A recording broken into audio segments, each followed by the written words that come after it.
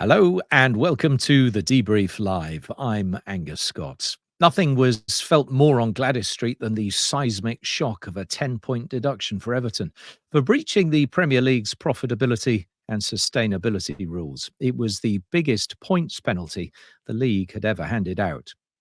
The ruling threw the Toffees back into the relegation zone, one off the bottom on goal difference only and 2 points away from safety.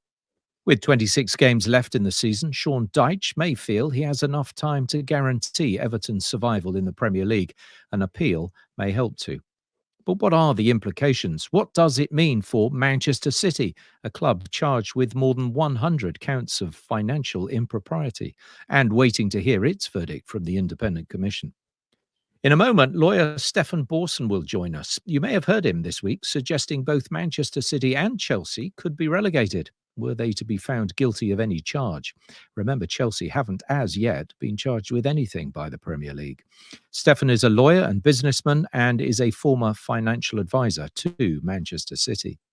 Fabrizio Romano will also be here shortly with news of what this means to Everton on the transfer market and also answers to questions about the likes of what next for Ruben Neves, Bruno Fernandes and Ivan Toney. As ever, Ben Jacobs is here today, back from a week in the Florida sunshine at the Soccer X conference. Were you stuck inside most of the time, Ben? Are you asking that because I haven't come back with a tan? Your tan is not as good as Fabrizio's, as we will see in just a moment. Ben, tell me a little bit, recap what has happened to Everton and why.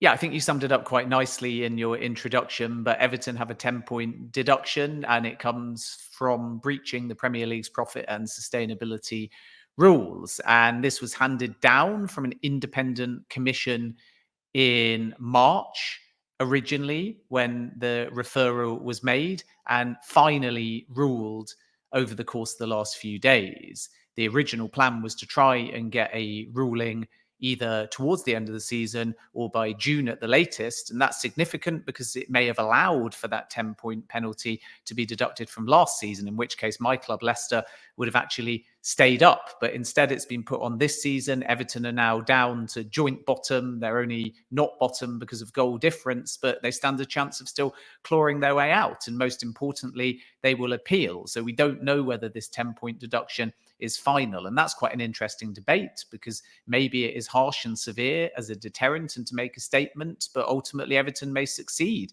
in their appeal. And as a consequence, we shouldn't look at this 10-point deduction as being set in stone. And the punishment comes from the fact that Premier League rules dictate that clubs can lose up to £105 million over a 3-year cycle. But there's certain mitigating circumstances that allow you to be more creative in layman's terms on the books, especially during the COVID pandemic. And this is the period in question. So Everton originally denied any wrongdoing, and the Premier League maintained that Everton were almost £20 million over the agreed limit for losses. Everton then changed their tune slightly and accepted that there was a breach, but it was just under £10 million, and that there were substantial, as they called it, mitigating circumstances, the costly project of their new stadium, the impact of COVID-19, and the fact that there were various sponsorship agreements that because of the war in Ukraine, Everton had to suspend, and those were linked with companies that were affiliated to the sanctioned oligarch Alisher Usmanov. So that's Everton's perspective, and they still stand by that, and they believe that this punishment was unjust. But the independent panel, one part of this. That's right, Ben, because one point of this is that they felt the loans that they were taking out for the building of the new stadium shouldn't be a part of this, and it seems like the Independent Commission disagreed with that finding. Yeah, the Premier League referred to the Independent Commission. The Independent Commission determined that they were in breach, and this is the biggest ever penalty from the Premier League. So Everton will appeal, and that's a very key point in all of this because we're starting with this premise now, again, that the 10-point deduction is severe, that it could result in relegation and so on. But ultimately, there's an appeals process, and that has to run its course. And I'm not too surprised that the Independent Commission have set a statement here, because it becomes a deterrent for other clubs, and we'll come a little bit later into how that ties into Manchester City and Chelsea. The other thing, just to outline for those that are unfamiliar with the story, is that concurrent to this case, another ruling was made public with a cluster of Premier League clubs who felt that they were impacted by the fact that Everton were able to stay up and hadn't been punished, and were prepared to take collective legal action against Everton if found guilty. And that includes, for example, my club, Leicester, Leeds United, and Burnley. Southampton and Nottingham Forest are the other two clubs. And it's unclear yet whether they will all take collective action, but you could certainly argue that in 2021, 2022, and because there was no punishment in that season, the subsequent season, Everton obviously stayed in the Premier League, and they may not have done so in either of those seasons if this type of points penalty stands. So the clubs that went down in each of those seasons, particularly the ones in the final relegation spot, in place of Everton, if this punishment was to be retrospectively done in those seasons, may have a case for compensation. And that's Burnley and Leicester in particular. But other clubs may argue that they're impacted by things like prize money. Even some of the clubs that went down, if they were not in that final spot, may also maintain that they have been negatively influenced by the fact that Everton were able to stay up. So there may be a concurrent compensation claim to the tune of about 300 million that Everton also have to deal with. So it's going to be complicated. It's going to drag on, but I think we need to wait and see how successful Everton are in their appeal, which is likely to be resolved before the end of the season. Okay, well, it'd be a good time now to bring in Stefan Borson, who was a financial advisor to Manchester City until 2007. While he was working at Investec, he was engaged by them, we should point out, but not employed by the club. And Stefan is with us now. Thanks for joining us on the debrief, Stefan. Hi, how you doing? Yeah, very well. Look, it's complicated for a lot of people, but give us your understanding of why the Premier League has handed out this, or the Independent Commission has handed this out, this verdict out on Everton. I think it's an important starting point to say that the Independent Commission is independent of the Premier League. And once the investigation had been completed and the complaint made by the Premier League, the whole matter passes to an Independent Commission. And we have to trust that the Independent Commission is actually independent of the Premier League and therefore is providing something to the best of its ability, something that's legally correct and something that is robust upon challenge. And really the nub of how we end up in this situation in terms of 10 points and the sporting sanction is really around the assessment of the Independent Commission that Everton have had a sporting advantage. And there's been some controversy, I think, around the Everton fan base as to whether that was the conclusion of the Independent Commission. But it's very clear in the judgment that the Independent Commission believes that over a period of 4 seasons, because of the way that the numbers work in this situation with COVID, over a period of 4 seasons, they have had a sporting advantage. And in that scenario, they believe that it's appropriate for there to be a sporting sanction and not merely a financial sanction. And that's really where we see the step change from the way that UEFA has generally approached breaches of financial fair play, where breaches have been generally settled by compromise and where penalties have been largely financial. So the key thing really is once you get to a point that an independent commission assesses that there's been a sporting advantage, then you're into sporting sanction. And there's no guidelines in the Premier League rules as they sit now. Richard Masters did give evidence to the panel, to the commission, about the rules that he appears to want to say have been put in place but don't actually exist, which is a 6-point penalty plus 1 point for every 5 million over the limit.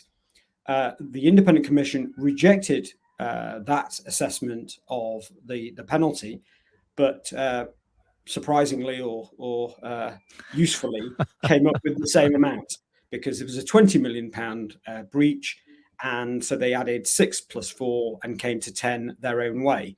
But they were very clear that the Premier League's own approach to this was not the approach they were taking, and they didn't want their discretion fettered by potential discussions that have happened at Premier League level when they don't appear in the rulebook.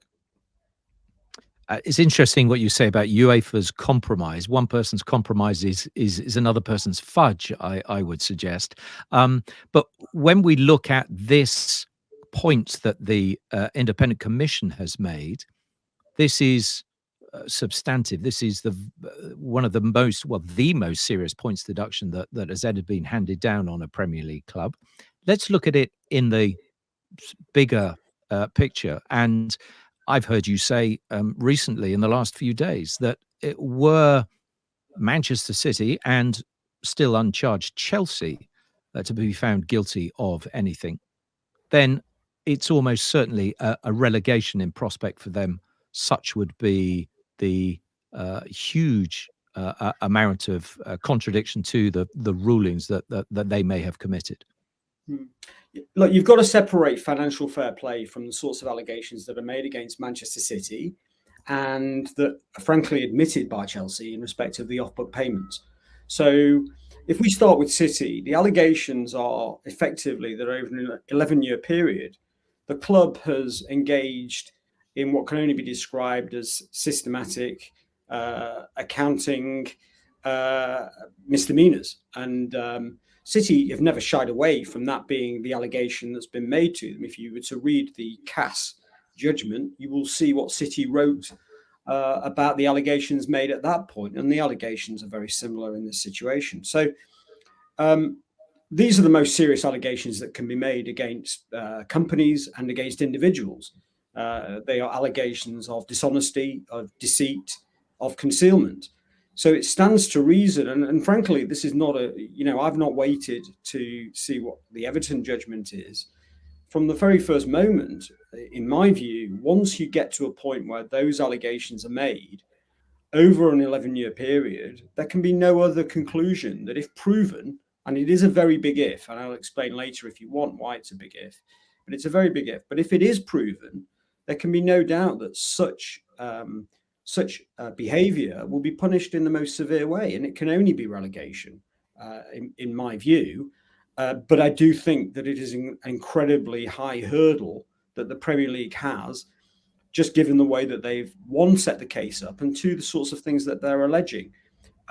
With Chelsea, it's a similar situation. You're talking about, and in Chelsea, it's even worse in some respects because it's admitted, but you're talking about systematic concealment of off-book, effectively fraudulent transactions that make their accounts for a very long period from, we don't even know the extent of it, but something like a period of at least 10 years, they make those accounts false.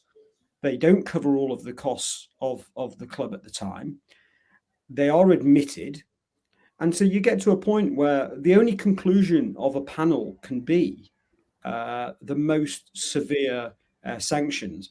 And of course, Chelsea will say that they should have mitigation for admitting these matters when and if they're charged. And I'm pretty confident that they will be charged with these matters. And they will seek mitigation for the fact that they've cooperated and admitted these things. And no doubt they will get some mitigation. The problem that Chelsea have got is that the aggravating factors are so severe, given what I've just said about concealment and the nature of the payments that have been made, that it's not going to save them from the most severe sanctions from an independent commission, in my view. Can I just clarify one thing you said, that, we do differentiate between Man City and what's happened to Everton, but is not part of the charge to Man City that they did not comply with the regulations around club licensing and financial fair play during 3 seasons, 13-14, 14-15 and 17-18, which is similar to what Everton have been charged with? It is, but the reality is that the breaches of both the UEFA situation and also of the Premier League situation in terms of the FFP regimes there, they will be a consequence of a finding that the underlying matters, i.e. the sponsorship arrangements and the off-book payments, were proven. In which case, the matters, the core matters, the substantive matters to which they relate are far more serious than a breach of the profit and sustainability rules. So yes, they will, of course, have some penalty in respect of those as well. But the penalties that they're going to get in respect of, if proven, and as I say, very, very big if proven, the penalties in respect of those sponsorship agreements that are effectively alleged to be fake, and of those off-book payments, which are effectively alleged to be off-book, the penalties in respect of those are going to blow out of the water any analysis of penalties in respect of the P&S or UEFA licensing. So that's why I focus in on the core substantive matters, because if the Premier League fail to prove their case in respect of the substantive matters, the sponsorships and the off-book payments, then the whole thing falls away, and you're effectively just left with the non-cooperation charge, which I don't think will receive a sporting sanction, purely because of what I said earlier about the Everton situation, in that there's no sporting advantage. The cooperation situation is very much, first of all, it's very debatable. One man's cooperation is another man's obstruction. And at the end of the day, the likelihood is that there could be I would think at least 1 million pages of documents that are going to be in play on the City case. We know from the Everton case that just in the bundle that was there available to the hearing, there was 28,000 documents, not 28,000 pages, 28,000 documents. And in terms of the complexity of the situations, the Everton situation is a walk in the park compared to the City one. Stefan, I just want to come and zoom in on each of the clubs one by one. But before that, I want to clarify your take on the word relegation in relation to either Manchester City or Chelsea if they are charged. And we should stress that Chelsea haven't been charged yet with anything by the Premier League. When you say relegation, are you talking about a punishment that actually excludes potentially Manchester City from the club, or just a default relegation because you think the points deduction would be so big? I just think it's an important clarification, because there's a lot being said on 30 points. But if it's towards the end of a season when Man City have already got 90 points in the bag, then you could deduct them 50 points and they still wouldn't go down. Look, people are plucking numbers out of the air. Nobody knows, right? There is no tariff. Okay. So these are unprecedented matters. It was unprecedented in respect of Everton. They tried to look at precedents such as the EFL's guidelines. They listened to the evidence given by the Premier League, and they effectively ignored all of it and came up with their own tariff. 30 points is plucked out of the air. And the reality is that I don't know whether it's going to be 100 points, relegation, 50 points that gives them a chance of survival, whatever. Who knows? And frankly, the people that know probably haven't even been constituted at this stage, because an independent commission will be set up. It may or may not have been set up at this point.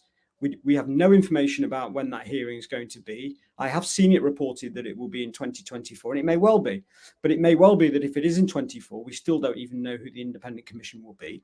And we don't know how they're going to come up with their assessment, if proven, of the penalty. And there is another issue in respect of this and the relegation and how that works, because the independent commission should not look at the timing of the football season. And there is this sort of theoretical possibility that you have a situation where, let's say, City or Chelsea, and I accept what you say, that Chelsea have not been charged, and that is true and should be made clear. But let's say they're found against, and let's say that the punishment is relegation. But let's say the independent commission, by the time that they've come up with their judgment, just happens to come out with that judgment on the 1st of September. So the season just kicked off, and it says, we're relegating Manchester City. Well, then what happens? The season's just started. Are we expecting City to play the entire season out and then get relegated? Or let's say another scenario where City City or Chelsea get 100-point deduction in May. So the independent commission has very kindly waited till the end of the season. They've said, right, it's 100 points. You are therefore relegated. And you're relegated in the forthcoming season. The season starts and City go for an appeal. And the appeal says, we don't know what the independent commission was looking at here. Of course, these matters are not proven. They're not relegated anymore. Well, they've already gone down into the lower division. So the point I'm making is nobody knows, right? Nobody knows how it would be constructed, how many points it might be, how the appeals process will fit into it, how the independent commission is going to deal with the timing issues. Nobody knows. This is all completely unprecedented. There is no guidebook for it. There is no rule book for it. Everybody is making up as they go along. And the amazing thing is that even the Premier League is probably very, very nervous about the outcome of its own complaint. You know, we've got this very strange situation where, although I think the Premier League is comfortable that it's taken action aggressively against one of its clubs in City, and as I say, I expect to do so against Chelsea, I think the big issue that the Premier League has got is that it's going to be very hard to contain the consequences of this situation in an orderly manner, because you mentioned just earlier about compensation for clubs. The rule book says in Rule 51.5, W 51.5, as you refer to the other judgment that was given at the same time as the Everton judgment, it says that the Independent Commission can award compensation to other clubs or persons. Now, in the scenario, let's say that we're talking about City, let's say those matters are proven. They're proven over 11 years. The number of clubs that might have a claim, I mean, it's impossible to kind of figure out how an independent commission can possibly hope to deal with the causation debate and calculation of losses in respect to what might be 25 different teams. It might even be more. You know, just one place in this league is £2 million. So it's an incredibly difficult situation. It's incredibly complicated. I think that the Premier League has been a little naive in the way that it's approached it, because it's bitten off, certainly in respect of City, a case that is far bigger than it needed to be. So there's, you know, we can all ask these questions, but the reality is nobody knows. Yeah, so don't get too sucked in by the headlines. I think we should also point out, speaking to sources, yes, relegation through a points deduction or being kicked out of the league, but expulsion is different to relegation as well. And there's no obligation for the EFL to take a team that was kicked out of the Premier League. They could, but a team could also be put right at the bottom of the English football pyramid as well. But I want to, Stefan, take them one by one. Manchester City, first of all. You mentioned there's no guide. I suppose the only guide we've got is what's already happened as far as Manchester City and UEFA. Explain why it is an if that Manchester City will be charged, and how helpful is it to Manchester City that they have been successful at the Court of Arbitration for Sport, albeit with some charges where there may be overlap, but others that the Premier League can look at because they're not subject to anything that's time barred? Well, there's a few points there. So first of all, they have been charged, of course, by the Premier League. Look, the two cases are very similar. I mean, you know, we can all talk about how CAS is different and CAS has a different statute of limitations. The reality is, and people will, one or two people will say that I'm wrong, but I'm pretty confident I'm not, that there is a statute of limitations in the Premier League rules. It is a common misconception that there is no time bar. The statute of limitations in respect to the Premier League rules is English law. So it's very clearly stated within the Premier League rules that the Premier League rules are subject to English law, and English law would give a statute of limitations of 6 years. Now, clearly, where those matters relate to fraudulent or concealed matters, then the Premier League will argue that the statute of limitations should fall away. But the reality is, if UEFA wanted to have argued that, they also could have done. I think fundamentally, in terms of the substantive issues that were addressed by CAS, they're very similar. And ultimately, CAS heard a range of evidence, witness evidence, and documentary evidence and expert evidence, and concluded that those matters were unproven. The evidential hurdle is very similar with the Independent Commission, and therefore you can expect it to require cogent evidence to effectively find against City, because the nature of those matters, and particularly in English law, means that there is a presumption that people do not act dishonestly. And there is inherent in the allegations against City, there is an allegation of dishonesty.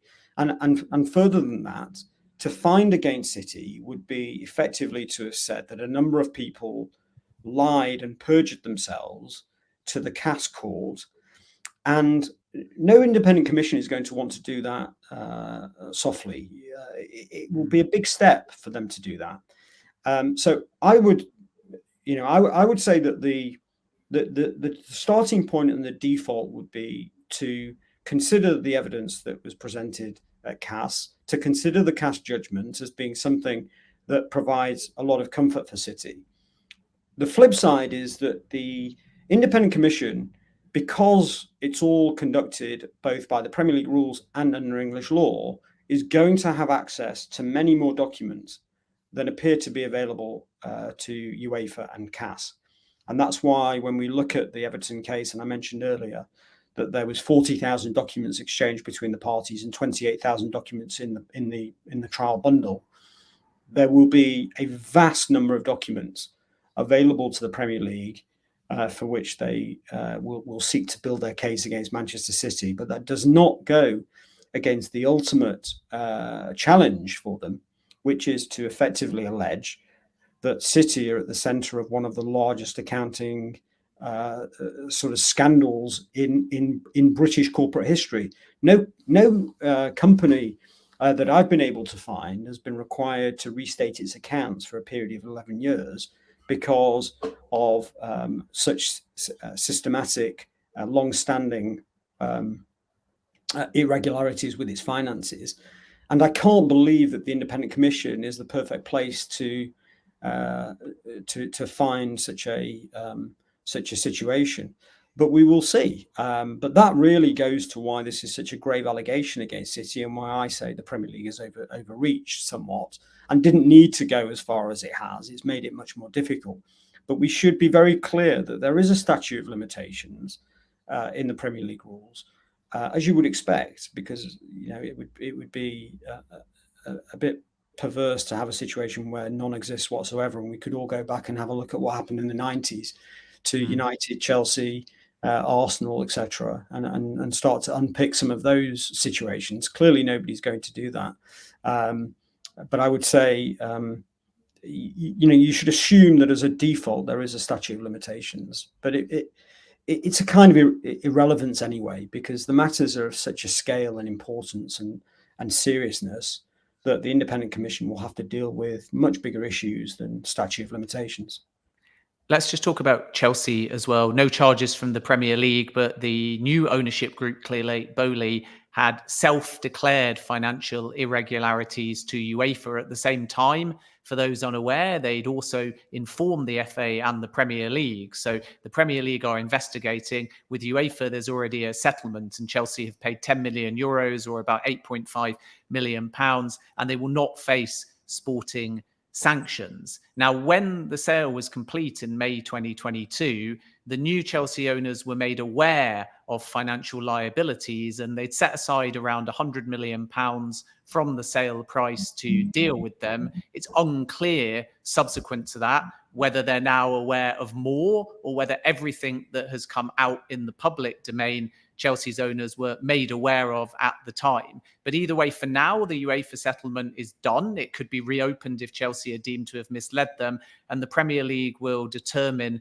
whether to levy any charges. So, Stefan, in that context, is the fact that Chelsea's owners are driving this and being transparent going to help them in any way? Or if the breaches are charged and proven to be historical and severe and persistent, will they ultimately face the same kind of punishments that Manchester City will if they're found guilty? Well, I say they will. If you look at it logically, so in the entity is ultimately liable. So Chelsea, and not the owners, are ultimately liable for the actions of the club historically. So the fact that it's changed hands in ownership terms is an issue for the owners in terms of claiming compensation from the people that sold them the business that had that issue. But overall, it's not going to protect Chelsea as the entity.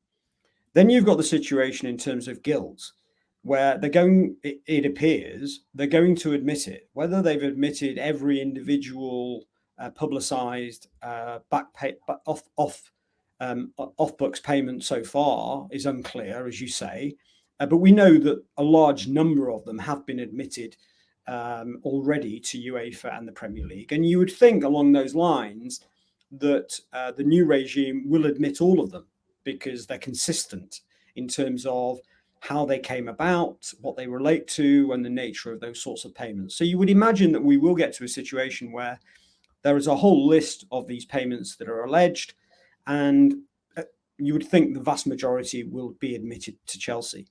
At that point, really, the only discussion for an independent commission is to look at the aggravating factors and the mitigating factors, and then to come up with a sanction. And as I said earlier, as much as I believe that admitting these things is going to give Chelsea some cover, the nature and the aggravating factors of payments of that nature, and importantly, the absolutely crystal clear sporting advantage that they got.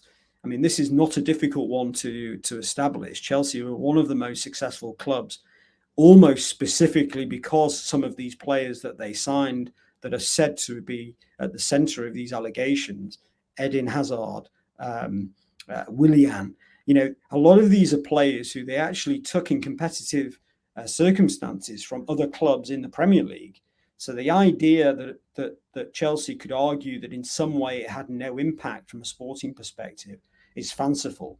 So they will lose on that argument, and they will also have very, very severe aggravating factors. So I would imagine that the Premier League is going to have to push very, very hard for a serious punishment. I don't know why UEFA effectively concluded with a relatively minor fine. These are very serious matters given the admission. And I think Chelsea have got away very lightly from the UEFA situation. But it just highlights the approach of UEFA being different to the approach of the Premier League so far in respect of these things, albeit that we have a very limited data set to kind of assess those things. What is the appeals process, Stefan? Because it differs from UEFA's policy where you can appeal to CAS. That's not a viable option for Everton. No, correct. In some ways, that's easier for them. So the appeals process is quite straightforward in respect of the Everton situation. So I think it's within 14 days. It might be 21 days. They need to let the independent commission know that they want, or the judicial panel, I think it is, that they want an appeal. An appeals board, so 3 different people, will then be set up to assess the case. They can set directions, as it's known. Really, they can set the rules up however they wish. And so they'll come up with their own set of rules for the appeal. And the parties are then invited to make oral representations to the appeals board. And the appeals board can then do whatever they want. So they can agree with the independent commission, they can disagree, they can set a new tariff, they can send it back to the original independent commission, they can effectively do whatever. I think in this situation, given where we started with this, and given the fact that the 2 parties are really not that far apart, both admit, but both accept there's a breach. And really all we're talking about is the difference between a £10 million breach and a £20 million breach. And so the reality is that the appeals board is looking only at a very, very tight range of issues here. And as I say, they may have a slightly bigger issue in terms of the sporting advantage one. But other than that, it's really going to be an argument about whether there's any good precedent for Everton to have been treated a bit more leniently than 10 points. And I don't think it's going to be a great, it's not going to take a very long time. There's not huge amounts of submissions that are going to be required. And I think the judgment will come out relatively quickly, such that this situation is dealt with, probably by the end of January, certainly by the end of February, and we'll know where we are. And if Everton were to win their appeal, I wonder what it says about the commission itself, that actually it's not very robust. Man City, who have made sure that this process has lasted as long as possible and made it as complex as possible, they'll look on it and go, well, there is no substance to the independent commission, and they will be less concerned about whatever finding they may have on their more than 100 accusations.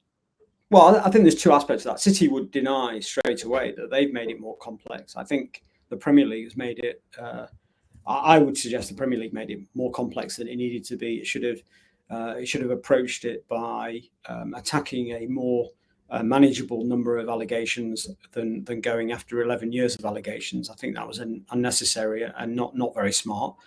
Once you make those sorts of allegations that are as serious as they are, City must be given the opportunity to defend themselves, and the process has to take as long as it takes.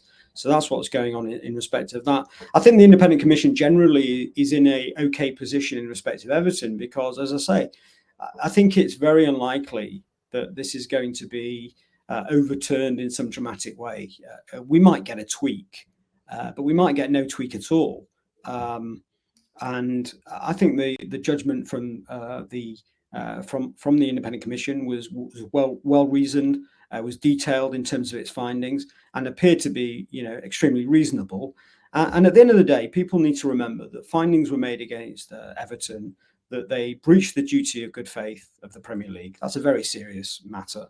That they were less than frank in terms of some of their submissions to the Premier League. Again, very serious. And that they accepted that they breached. So, Everton, I have some sympathy with them, because it must be a shock to lose 10 points. But the reality is this has been coming for quite some time. Most of us that looked at from a footballing perspective looked at it and said, what are they doing? They're spending an absolute fortune here with no certainty of a return. And the players they're buying don't seem to be up to the standard that's required. And they are going to risk breaching financial fair play. And sure enough, they have. And they've got a problem going forward, because what's going to happen is that they had the benefit of £70 million of COVID allowances. They're going to fall away in due course because of the way the 3-year assessment works. They are going to be in the fourth year very shortly, and they're going to have to beat financial fair play again, but without the benefit of £70 million of adjustments, and that's going to be very difficult for them. So Everton, to an extent, have only got themselves to blame, and that's really what the judgment says. And that's why we're only talking about an appeal that might be around the edges, and is not going to overturn it in any dramatic way, in my opinion. Just on Chelsea, and it might be a little bit left field, I'm intrigued to know whether you think Clearlake Bowley could actually have a case against Roman Abramovich if anything progresses, and it has obviously already done so with UEFA. So with that case, it's clear that they offset the liability from the original sale price. So the money paid from the settlement is effectively deducted from what they were going to pay Abramovich. But let's just say, hypothetically, a situation emerges where Chelsea are charged. They haven't been at the moment, and the consequences are grave. Are Clearlake Bowley going to have to accept that, even though it was a super speed sale, this was not spotted in the due diligence, and they could have had the opportunity to discover it, even though it was a rush sale? Or with the sale funds still frozen in a UK government account, could Clearlake Bowley effectively say, if there are dire consequences that result in relegation, expulsion, or significant financial penalties, they actually want to go back and somehow recoup some of the money that they paid to buy Chelsea in the first place, because they've been blindsided? Is there any legal possibility that Clearlake Bowley could effectively try and sue Abramovich?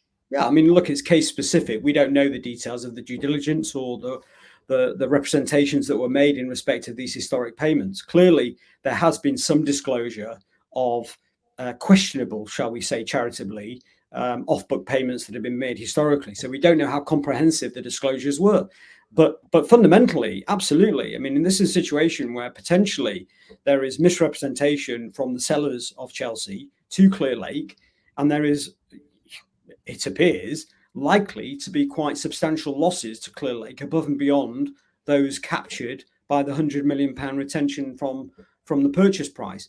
And remember, this is a deal where I've been on record as saying I think they've overpaid. So in those sorts of circumstances, buyers of businesses where they believe they've overpaid and then believe that they may have the ability to go back and try and find something to make a very material claim against the seller is something that they're going to try and do.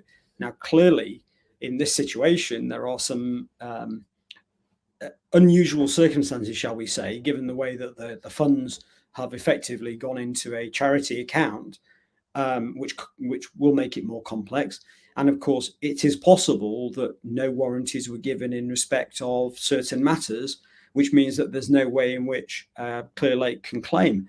But if there are a whole load of things that are coming out that Clearlake didn't know about, so in these Cyprus papers, if there are a whole load of things that are a surprise to Chelsea and Clearlake, I'd expect that they're speaking to their lawyers about whether there is a potential case here if this goes against them.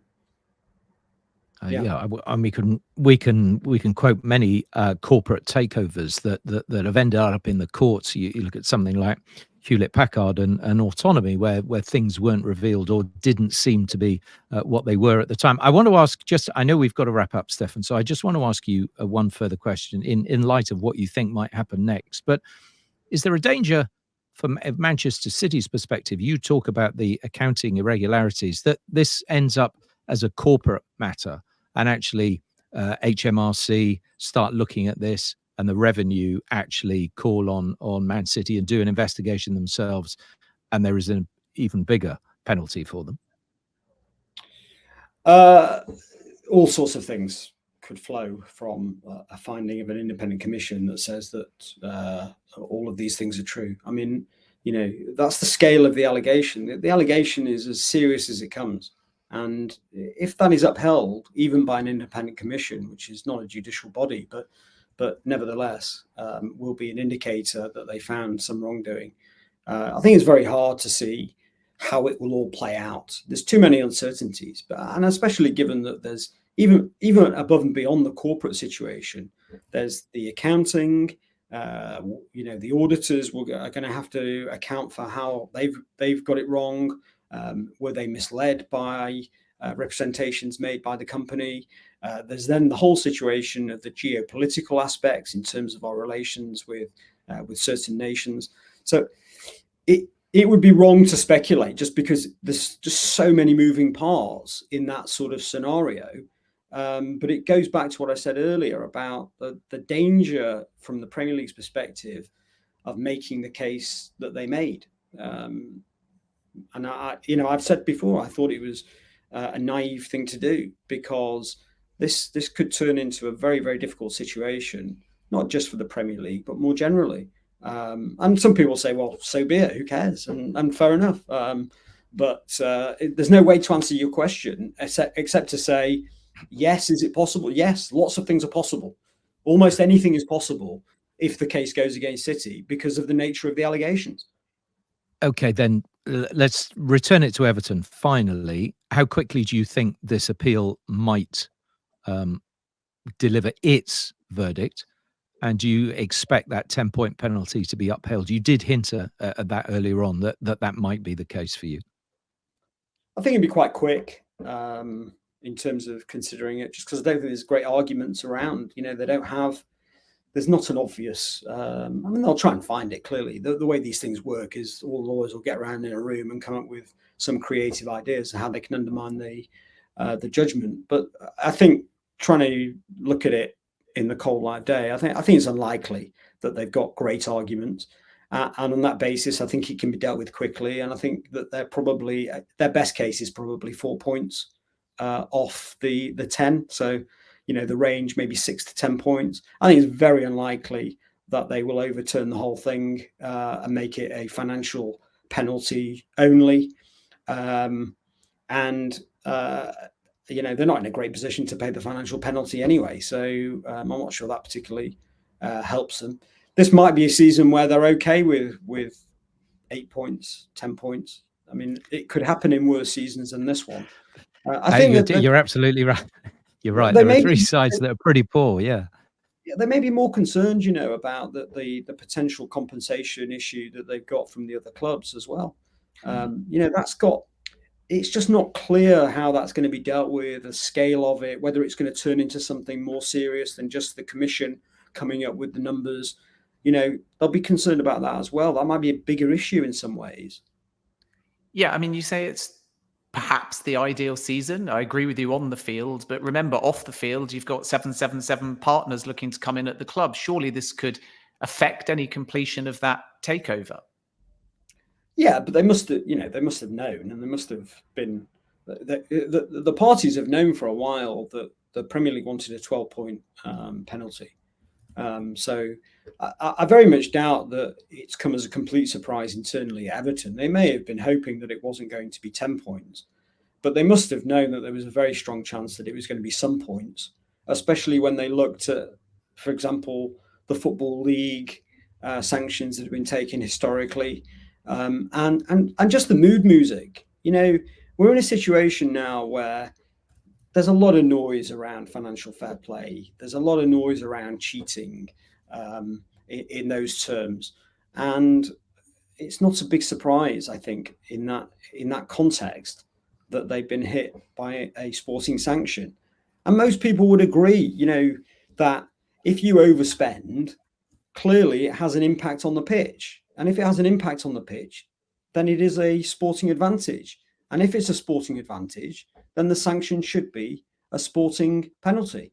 Most people that look at the scenario would accept that as a principle. Stefan, we really appreciate you joining us on the debrief. Been fascinating to listen to you and getting your insight on what is a very complex affair. Stefan Borson, a former financial advisor to Manchester City, thanks so much for your time. Thanks a lot. Well, a little bit earlier on, we caught up with Fabrizio Romano to ask what those implications of that 10-point sanction might be for Everton and for others. So, Fabrizio, we are discussing Everton's points deduction and also the possibility that Manchester City and Chelsea could be relegated, should they be found guilty of anything. But let's return to Everton. Will they have to be conservative in January, bearing in mind they are now 10 points further down the table than they were originally? Yeah, I think yes. Obviously, Everton, as you were discussing, will be prepared to fight for their position. So that's for sure. And we will see how that will follow in the next weeks. But at the same time, I don't expect them to go very big on the January transfer window. So to answer your question, I expect them to be conservative. At the moment, there is nothing concrete in terms of negotiation yet, because obviously Everton want to see how to discuss this big issue they have and then to enter into the January transfer window topics. So at the moment, nothing concrete in terms of names, but as a strategy, I expect them to be conservative, yes. Well, Chelsea haven't been charged. Unclear if they will be. Do you expect it to be business as usual for them in January? Will we potentially see a striker and a centre-back coming in? Yeah, I expect them to be active in the January transfer window. Then I expect Chelsea to be more smart, I would say. So less confusion. I think the best news for Chelsea in this moment is that there are no news around the club, finally, after 2 years of many rumors and stories about directors, owners, managers, players every single day. Now the situation looks very quiet, and this is really important to work in the best way, to work behind the scenes, and this is what they're doing, because the striker remains the priority. So we always mention here Victor Osimhen, Ivan Toney, but I'm still told that for Osimhen nothing is changing in terms of availability for the January transfer window, so I don't see him moving in January, also because it's a very complicated season for Napoli and the president wants to keep him, otherwise it would be a really complicated and tense situation with the fans in Napoli. Then obviously in the summer could be different. For Ivan Toney, I will keep the situation open. It's true that Brentford will fight to keep the player till the end of the season in every way, but it's also true that Ivan Toney wants to try a new experience, wants to play for a top club, and so Chelsea are still interested. Let's see if they will decide to attack the situation, to open negotiations. At the moment, not yet.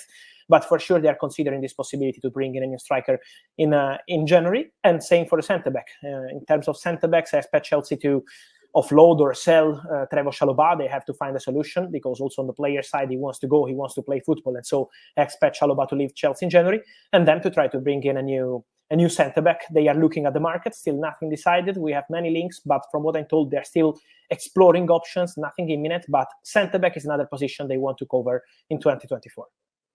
Fabrizio, Romelu Lukaku scored 4 for Belgium yesterday. Do Roma want to make his move permanent, and will they have to pay the release clause number in his contract? Yeah, first of all, from what I'm told, is not a proper release clause, but is like a release clause. It's like a verbal agreement, a gentleman agreement between the agents of the player and Chelsea. Chelsea don't want to be in the same position as 1 year ago, as one couple of months ago. So last summer transfer window, when they had to negotiate with Juventus, with Inter, then with Roma. It was a very complicated summer for Chelsea around the Romelu Lukaku story. So there is this exit way for Lukaku. This is around 40 million. So for that fee, the deal could be possible, not just for Roma, but for any club. Why? Because from what I'm told, and also to answer your question about Roma, at the moment, Roma have still no clarity of what's going to happen for next season. There is still no clarity on the future of Jose Mourinho, still no clarity on the future of the director, Thiago Pinto. All their contracts are expiring in the summer, and at the moment, still no final decision has been made. So it's too early to decide for Roma whether they can pay that money for Romelu Lukaku or not. And also, we have to see what's going to happen in terms of manager, director, strategy. So I think this is something that they will decide around March, April, when their final position will be clear. Let's talk about Manchester United. Big changes incoming. Jim Ratcliffe's 25% stake could be announced this week. And even though the sporting structure is unclear at the club, links remain ahead of January. Antoine Griezmann to Manchester United. That's the latest report out there. Any truth? I think it's impossible, honestly. I'm not aware of any contact, but also it's not just about contacts or dreams or negotiations. From what I'm told, in the summer transfer window, it was June, Griezmann was approached by Saudi club with a crazy proposal, but really crazy in terms of salary. He was going to be one of the best paid players there. And he didn't even want to negotiate because Griezmann is in love with Atletico Madrid. He already left Atletico Madrid to join Barcelona in a special moment of his career. And he's regretting that decision because now he's back at the club. He's doing fantastic. He feels very well with the fans at the city, the players there, his teammates, the manager. So I don't see Griezmann leaving Atletico Madrid, not at all, and not even in January. So I think this is absolutely impossible. And what about reports linking Bruno Fernandes to Saudi Arabia? Same at the moment. I think these links are normal because many players will be linked with Saudi move, especially in January and then again in the summer. But at the moment there is nothing. Bruno is only focused on Manchester United. I think it was 1 year ago when he extended his contract, and so for Man United the position is very clear. Bruno is a very important player and he's very happy there. So from what I'm told, there is nothing at all now. Then in the future, never say never, because Bruno could be a very attractive player for that kind of countries and for Saudi League. But as of now, there is nothing. And in January, nothing is going to happen. Bruno's stake. We spoke last week, Fabrizio, about Ruben Neves to Newcastle if tomorrow's vote allows for that possibility. But what about Ruben Neves to Arsenal instead?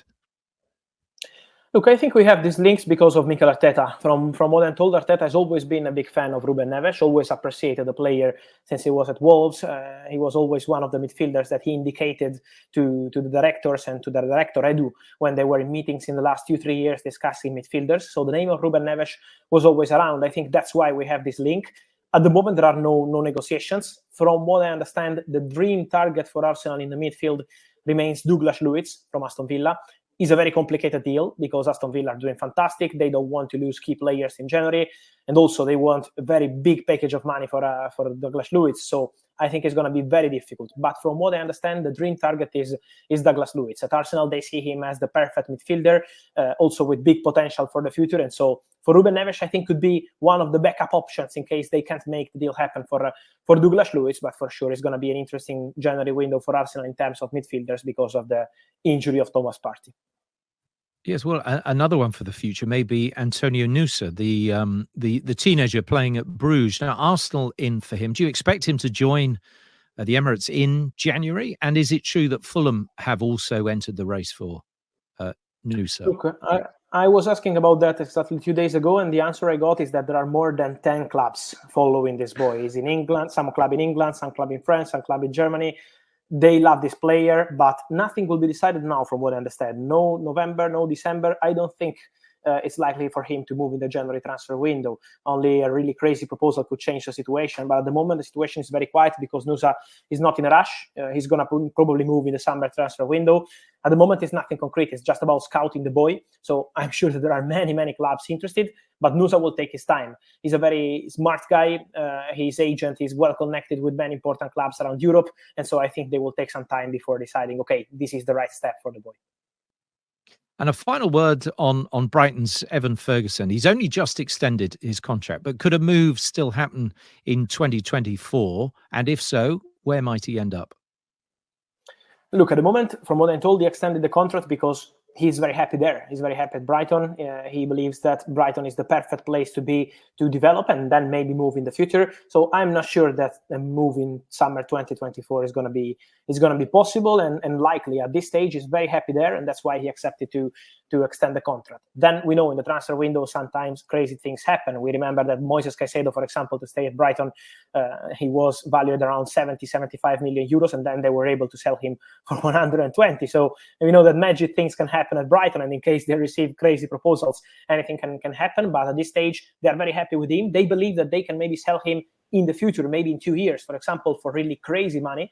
And so I'm not sure that it's going to happen next summer. And I think the situation is more open for the future than for the present or for summer 24.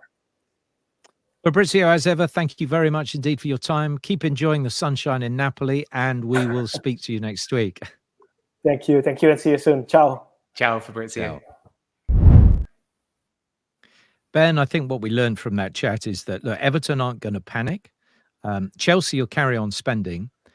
And as far as Stefan was concerned, there are so many improbables and unanswered questions. We can't really foresee what is going to happen. This is testing new ground for the Premier League and any independent commission set up.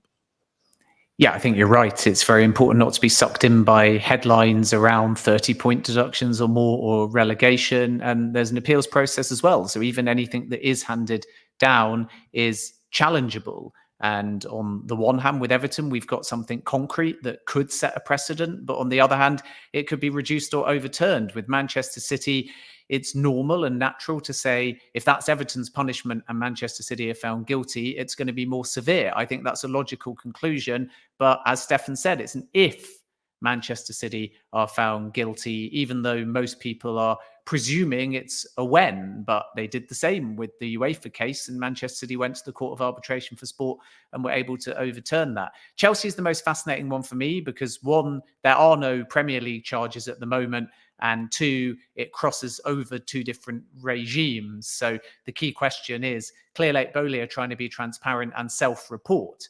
And in doing so, are they going to open up Pandora's box, or will it help them create mitigating circumstances that ultimately resolve this in a more amicable way? And Stefan's conclusion is that Chelsea, if they are charged, are going to be in big trouble, but they haven't been charged yet. So this is a watershed moment, I think, because we're going to find out how robust the independent commission is, how aggressive the Premier League are, and whether the clubs have a defence. And if they don't, then we're in a situation where, big or small, a club is going to be susceptible to a very large punishment. So it may take some time to get a conclusion, but when we finally get that conclusion, football may change as far as the rules and the punishments in this domain very severely. So we need to watch it closely, but we do also need to be very cautious to point out that Everton are appealing. Manchester City, we don't have a verdict yet. Chelsea are not yet charged by the Premier League, and all of this may take some time to resolve itself. Which leaves us plenty of time to come back and discuss this, which no doubt we will. And it may be as soon as, Everton get their verdict from their appeal, which Stefan was suggesting shouldn't be too long. And I think everyone at the Premier League and certainly at Everton would like this done as quickly as possible. Whatever happens, of course, we will reflect it here on the debrief. Ben, thanks very much indeed for your company and for explaining so many things, as well as Stefan Borson, who was with us a little bit earlier, and just explaining some of the intricacies and the ins and outs of what is a very delicate and difficult matter facing the Premier League and, at the moment, Everton and Man City, and maybe soon to come, Chelsea. That's it for this week's debrief. We'll see you next week. Thanks for listening.